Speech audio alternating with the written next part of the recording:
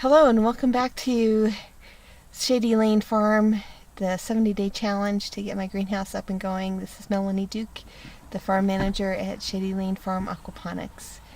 And so this 70-day challenge is getting all the materials together for running the aquaponics business. And this is day 9. I think 8 or 9. I didn't do one yesterday, so I'm kind of a day behind, so I'm a little bit off. But I've got my greenhouse all picked out, so I'm buying it from another aquaponic farmer who is closing up shop. He's looking for some other land to be able to set up his whole system. And so he's revamping everything, so I can buy the greenhouse that he's been using from him, and at a considerable discount. It's way bigger than what I need, but even at that cost, it's still gonna work. I can scale it down to fit on the property that I have and the land that I have available. So that's gonna still work great. I was able to buy grow beds from him, media for some of the filtration in smaller media beds, and he's throwing in fans and end walls for the greenhouse, which generally doesn't come standard with any greenhouse that you buy, so all of that's going to work out great. So the big thing that I haven't been really accounted for, and that is going to take a chunk out of the budget that I have, is the transport and the setup fee for the greenhouse. So ideally for that, if I did the whole greenhouse size, I would be looking at needing to put in concrete footers on each of the hoop poles on either side.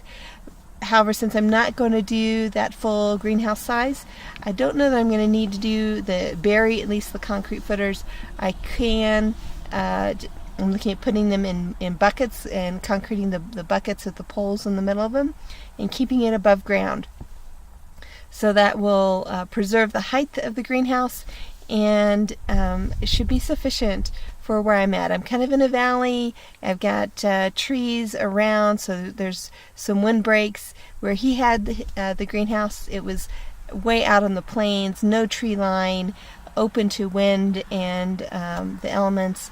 And so it's withstood that type of weather condition. So I don't think I'm going to have a problem with the smaller size and in the location that I'm looking at.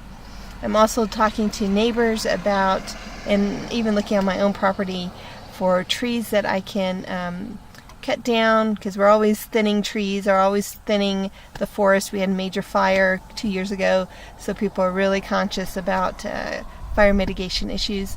So I'll be able to take those trees, I'm looking for like 6-inch diameter trees, and use those as my supporting posts for the grow beds.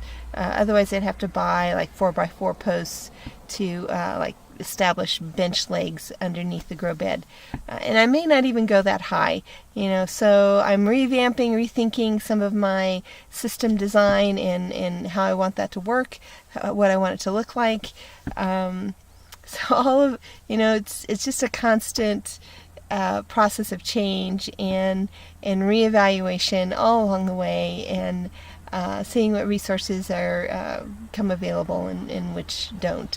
So using the tree stumps and the tree trunks would really save me some money. It's going to take some time to do that. You got to peel off all the bark on the tree trunks. So I think I might walk around my property tomorrow and just kind of take a look and see what I have available. I've still got these university students coming Monday or Tuesday to help out around the property. I'm looking at having them clear out the area where I want the greenhouse to be, and maybe stake out the perimeter of the greenhouse so I know exactly where it's going to go, and help me to level out places if we can. And I know ideally it would be nice to have like a skip loader or something that would kind of grate that down, but you work with what you got. So that's kind of the plan, You know, things just never go quite with the way you want them to go, and at every turn, you know, there's always this anticipation of, am I getting everything together? Am I going to run out of money? How's this going to work?